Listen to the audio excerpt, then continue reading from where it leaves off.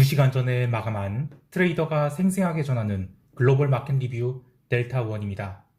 우리 시장은 외국인이 현선물 동반 매도에도 잘 버텨낸 하루였지만 미국 시장은 변동성 상승과 함께 제법 큰 눌림이 나왔습니다.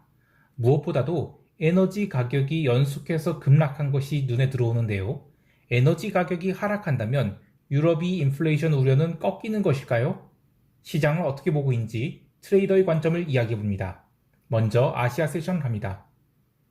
코스피 선물은 동시만기 이틀을 남겨놓은 상태에서 어제에 이어서 오늘도 선물 미결제 약정이 부지런히 롤오버가 진행되었습니다. 이번 물 들어서 유난히 선물 미결제 약정이 많은 상태죠. 오늘 73,000 계약이 미결제 약정 감소가 있었음에도 불구하고 아직도 22만 계약이나 남아있습니다. 그래서 아직은 시장이 방향성 승부가 나지 않았다라고 할 수 있겠는데요. 그래도 어제에 이어서 오늘도 이번 하락기에 들어온 선물 매도의 백오데이션이 상당히 많이 해소된 상황이지라 일방적 하락 추세는 어느 정도 정리가 되었다고 할 수 있겠습니다. 다만 방금 마감한 야간 선물이 무려 3포인트 가까이 하락을 했기 때문에 수요일이 시가 갭다운은 불가피하지만 갭다운 이후 시장이 더 이상 빠지지 않고 특히 오후장에 반등 시도가 나온다면 수, 목 이틀 연속 상승을 기대할 수도 있겠어요. 하지만 모두 이번 옵션 만기에 국한된 시세 흐름이라고 보는데요. 장기 관점에서 이 시세를 보자면 아직은 부정적인 부분이 더 크다고 할 수 있겠습니다. 롤오버 이틀째인 오늘은 선물 9월과 12월 스프레드가 하루 종일 눌려서 0.75포인트까지 밀렸어요.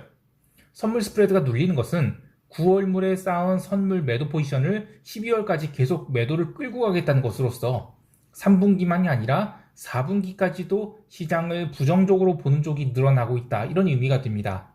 그나마 다행인 것은 점심때까지만 해도 선물 베이시스가 조금 더 눌려서 마이너스 0.5포인트 백오데이션까지 갔는데 오후 들어서는 백오데이션 정도가 크게 줄어들었던 것입니다. 이거는 선물 스프레드와 선물 백오데이션 완전 다른 얘기예요.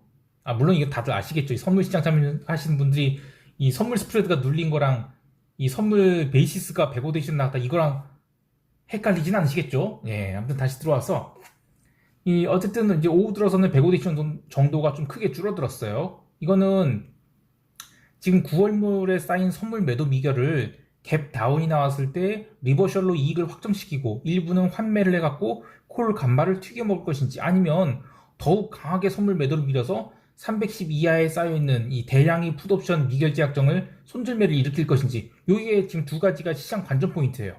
자, 근데 전자의 경우에는 그래도 상방을 기대할 수가 있겠죠.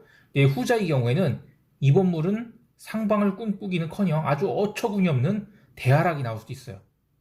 시장의 뷰가 이렇게 극단적으로 엇갈리는 이유는 이번 옵션 만기 이후 우리 시장이 바로 휴일에 들어서기 때문입니다.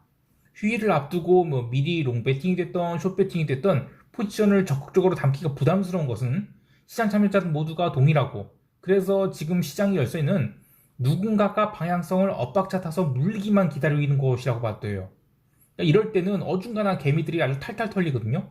이럴수록 시장에서 한 박자 떨어져 있는 것이 좋습니다. 특히 당월물 콜 감마가 살아나기 좋은 조건이라고 어떻게든 이번 물에서 승부를 보려고 계속 콜 매수 물타기 이런 거는 정말 위험한 일입니다. 다만 갭다운이 나온 상황에서 시장이 더 이상 밀리지 않는다 이러면 가볍게 콜 매수를 담가볼 수는 있겠어요. 그런데 추세의 롱을 노리고 외곽의 콜옵션을 매수를 막 무리하게 담는 것, 이건 정말 조심해야 됩니다. 마지막으로 옵션 시장을 보면 지금 풋옵션 310이 미결이 너무 많아요. 갭다운으로 310선에 간다 하더라도 그 이하로도 307, 305 너무 미결이 많습니다. 이것만 보면 시장이 도저히 급락이 나올 것 같지 않은데요. 급락이 나온다 하더라도 이 옵션 환매 쇼만 마무리된다면 시장은 V반등이 나올 수 있다고 봐요. 그러나 시장은 뚜껑이 열려봐야 아는 것이죠. 기관 트레이더 입장에서는 이 310을 깨지 않는다 하더라도 콜 312 그리고 312 미결을 대량으로 늘려서 스트레들로 바꿔버리면 그리고 뭉개갖고 손실을 커버할 수도 있어요. 그래서 이제 수요일 개장 후 갭 다운이 나왔을 때 풋 310, 307, 305 이 세 개의 미결제가 어느 정도 수준으로 감소하는지, 그리고 반대편 클래스의 콜 312와 310 미결제가 어느 수준으로 증가한지를 보면서 시장 대응을 해도 되는데, 아무래도 이 폭발력이 강한 것은 310이 눌림을 기다렸다가 콜 310이요. 유리한 가격에서 콜 매수를 잡아서 끌고 올라가는 게 수익의 크기는 가장 크다고 보지만 갭 다운이 나왔을 때는 상당수의 개인들이 콜옵션 310의 매수를 들이댈 가능성이 커요. 그래서 미결 현황을 보고 한 박자 늦게 대응하는 것이 좋습니다. 반대로 야간 선물과 다르게 갭다운이 얼마 나오지 않는다, 뭐 약보합 출발한다 이러면 오히려 시장이 초반에 큰 하락이 나올 수 있다고 봐요. 그래서 어쨌든 롱을 보는 쪽에서는 한 박자 늦게 들어가는 것이 유리하다고 봅니다. 자, 유념할 것 두 가지는 이번물 선물 미결 아직도 많이 남아있고, 그리고 그 방향성 주체가 아래쪽이에요. 그래서 방향성 승부가 아직 나지 않았다는 것. 그리고 두 번째는 이 추석 연휴가 있어서 현물 매매자들이 적극적인 롱을 고려하지 않고 있다는 것이었는데, 굳이 방향성을 보고 싶다 그러면 10월 물로는 풋 300 이하의 옵션들을 조금씩 매도해보는 것도 나쁘지 않겠어요. 근데 그것도 실익은 크지 않고 스트레스만 남겨둔 것 같아요. 그래서 저는 무리하지 않는 게 좋겠습니다. 자, 이제 유럽 세션 넘어갈게요.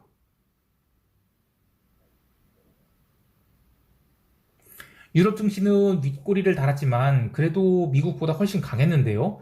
가장 큰 이유는 어쨌든 에너지 가격이 계속 눌리고 있어서 그렇습니다. 오늘 유럽 세션에서 여러 가지 재료들이 있었는데요. 지난주에 게즈프롬이 노드스트림 밸브를 안 열겠다고 하면서 월요일 TTF 천연가스가 무슨 놈이 20% 갭상승할 거다 이렇게 난리를 쳤어요. 그런데 초반에만 급등하고 상승폭 죄다 반납했죠. 오늘은 아예 갭 다운을 밀렸습니다.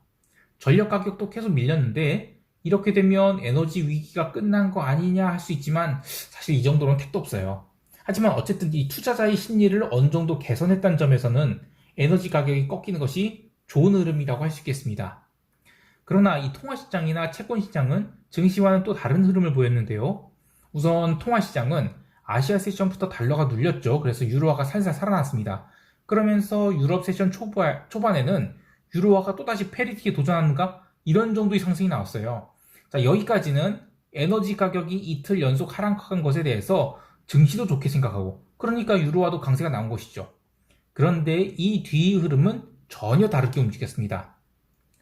그 ECB의 그 스트롤라스 그리스 중앙은행 총재가 있어요. 근데 이 양반이 유로존 인플레이션이 정점에 가까워졌고 둔화하기 시작할 것, 정점론을 들고 나왔네요. 그리고 그 포르투갈 중앙은행 총재인 마리오 센테노도 느린 정책 정상화로 인플레이션 목표를 달성할 수 있다. 그리고 마틴 까작스 이 라트비아 중앙은행 총재도 광범위하고 장기화된 리세션에 금리 인상이 느려질 수 있다. 모두 다 비둘기 설레발을 한 거예요. 그러자 유로화는 다시 스트레이트로 급락을 하고 반대로 채권은 급등을 해서 독일 10년 국채는 전일이 음봉을 모두 회복하기까지 합니다. 그러나 이 모든 것이 실제로 어떤 추세가 만들어진 상황은 아니라고 보는데요. 내일 모레 20일을 앞두고 지금 시장 심도가 낮아져서 과도한 커버링 그리고 언더슈팅 이런 게 나오는 것 같아요. 그리고 오늘 발언한 애들 보면 그리스, 포르투갈, 라트비아 이 다 세컨티어, 서드티어 애들이죠. 그래서 어떤 면에서는 얘네들이 약간 위쉬를 얘기하는 것 같아요. 그리고 마리오 센테너 같은 경우에는 채권 스프레드 확대되는 거, 이 파편화 리스크 이것도 좀 적절하게 방어를 해야 된다 이런 얘기가 나왔죠. 그래서 오늘 이 발언을 그렇게 무게를 둘 필요는 없는 것 같아요. 자, 어쨌든 시간이 지나면서 채권도 내려오고 또 유로화도 다시 내려왔어요. 별일 없이 마무리됐는데 그래도 에너지 가격은 반등을 안 했죠. 그래서 유로존 증시는 상대적으로 잘 버텨서 마감했습니다. 상품 시장에서는 기름이 유럽 세션 시작과 함께 급락이 나와버렸는데요. 사우디가 이 아시아 시장에 판매하는 원유 판매 가격을 배럴당 4달러만큼 인하한다는 소식으로 줄기차게 하락을 했습니다. 근데 이 오펙 플러스 감산 발표가 나온 가격은 깨지 않고 버텼어요. 반대로 구리는 유럽 세션 초반에 톤당 7,800달러를 시도하려는 강한 상승이 있었지만 상승폭을 모두 내주고 간신히 톤당 7,683달러로 마감했는데, 아무래도 이 아시아향 원유 가격이 하락한다는 것은 전체 산업재의 수요에 대한 하락 압력으로 작용한 것이기 때문에 상승폭을 반납한 것이다 이렇게 보고 있어요. 유럽 세션 정리하면 시장이 이 목요일이 20일을 앞두고 50bp냐 75bp냐 갈팡질팡하고 있는데, 에너지 가격의 하락은 유럽 증시에 대해서는 어쨌든 단기 상승 에너지 가격의 하락은 유럽 증시에 대해서는 단기 상승 모멘텀으로 작용하고 있다고 볼 수 있겠습니다. 이제 미국 세션 넘어갈게요. 미국 지수 선물은 이 노동절 휴장 이후의 흐름치고는 영 약했습니다. 특히 유럽 세션에서 증시가 나름 강세를 보였음에도 불구하고 나스닥 선물은 계속 올라오면 얻어맞기를 반복하면서 결국 시가도 약세 출발을 했고 이후 강한 매도가 계속 쌓이면서 개장 후 40분 동안 한 번도 반등다운 반등을 하지 못한 채 하락을 이어가게 됩니다. 특히 시장이 미스테리로 여겼던 부분은 개장 30분 뒤에 발표된 ISM 서비스업 지수가 컨센서스 55.1보다도 훨씬 더 잘 나왔을 뿐더러 전월 대비로도 잘 나온 56.9를 기록했음에도 불구하고 지표 발표와 함께 나스닥 선물이 마지막 언더슈팅이 나와버렸는데요.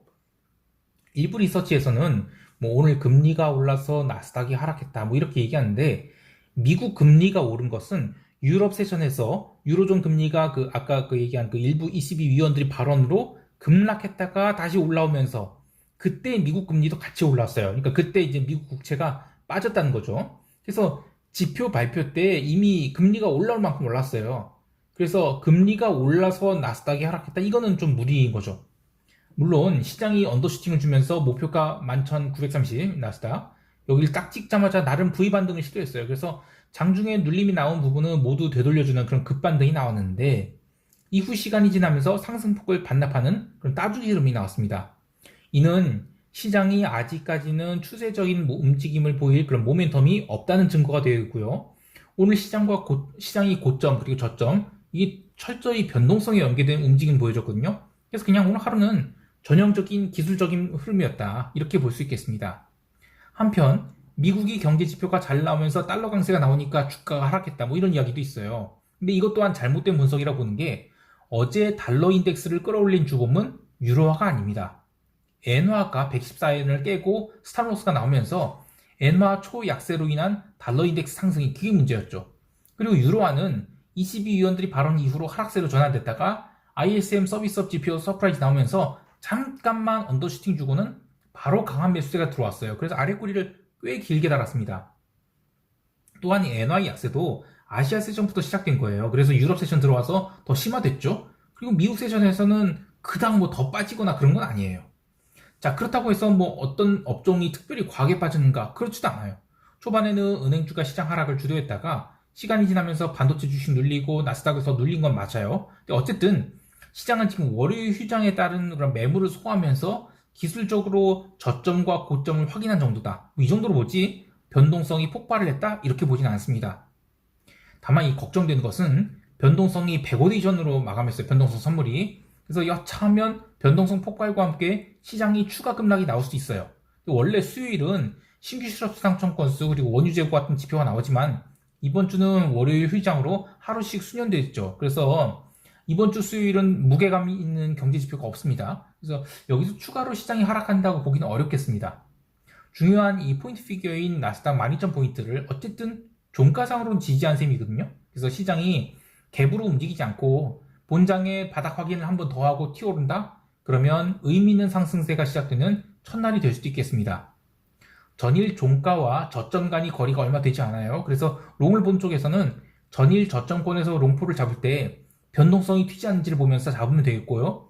시장이 반등에 성공한다, 그러면 변동성이 빠르게 부러진다, 그렇게 되면 1% 내외의 큰 반등이 무슨 이유가 나올 수 있다, 이렇게 보고 숏보다는 롱 관점으로 대응하는 것이 좋겠습니다. 반대로 이제 저점을 깨고 내려가되 그냥 잠깐 깨고 내려가는 건 상관없어요. 근데 변동성이 고가를 돌파한다, 그러면 아무리 최바닥이라고 해도 사적 없이 손절하고 롱 대응은 나중으로 미루는 것이 좋겠는데, 이렇게 저점권에서 전일 저점권 11,930이죠. 여기서 매수를 해서 변동성 터지고 저점 갱신하는 그 자리까지는 사실 얼마 되지 않아요. 이렇게 손익비가 아래쪽 손실은 제한되어 있고 그래도 상승 쪽으로는 1% 넘는 상승, 이런 기대를 하는 그런 손익비가 나오는 자리에서는 적절한 순위 포지션을 잡아보는 것도 좋겠습니다. 근데 여튼 아직은 추세적 상승의 자리는 아니라고 보고 있어요. 자, 이제 시장 총평하면서 대응 전략 이야기할게요.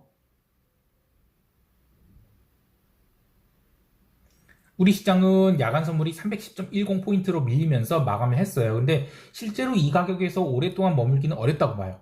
개장 초에 개인들이 콜옵션 매수 물타기를 어느 정도 하는지 봐야 되는데 5분만 딱 보면 돼요. 개인이 콜옵션 매수가 2만 개가 넘어간다. 그러면 이거는 최소 30분 동안은 눌림이 이어지겠구나. 이렇게 보는 게 좋겠고요. 그래서 콜 310이 충분히 눌리기 전까지는 롱은 보지 않는 게 좋습니다. 반대로 풋옵션은 310부터 305까지 너무나도 미결이 많이 쌓여 있어요. 근데 갭 다운과 함께 이들이 미결이 바로 풀릴 것 같지는 않거든요. 오히려 갭 다운이 너무 심하면 지수가 반등할 때 풋이 더 늘어날 수도 있어요. 풋 매수가. 그러면 이건 그냥 아래쪽 끝났다라고 봐도 되는데, 반대로 어중간하게 하락하면 풋 미결이 환매가 들어오면서 미결 감소하고 풋매도의 환매가 들어오면서 풋옵션 미결이 310, 307, 305 순차적으로 줄어들 수 있어요. 그러면 310까지 혹은 310도 더 깨는 그런 약간 언더슈팅이 나올 수 있다고 봐요. 그러니까 어쨌든 그 추세적 하락은 오늘 아직은 아니라고 봐요. 해외 시장에 대해서도 유럽이 에너지 위기가 조금씩 풀리는 신호가 보이기 때문에 독일, 이탈리아 국채 스프레드가 좀 줄어들고 있거든요. 그래서 저는 이탈리아 국채 매도는 조금 더 기다려볼 것 같아요. 어쨌든 핵심은 20입니다. 이 유로화가 페리티를 깬 이상 얼마나 언더슈팅을 허용할지가 관건인데, 유로 선물도 지금 다음 주가 만기죠. 참 포지션을 잡기가 애매해요. 기본적으로는 달러 강세가 여전히 지속된다고 보지만 나스닥은 조금씩 바닥을 다지는 게 아닌가라는 생각을 하고 있습니다. 따라서 나스닥 매수는 전일 저점권에서 잡았다가 변동성 폭발 나오면 손절매, 그리고 그 외에는 딱히 거래를 할 만한 상품이 보이지 않아요. 그래서 관망을 하도록 하겠습니다. 자, 오늘 하루도 성공 투자하시길 바라고요. 이상 델타원이었습니다. 감사합니다.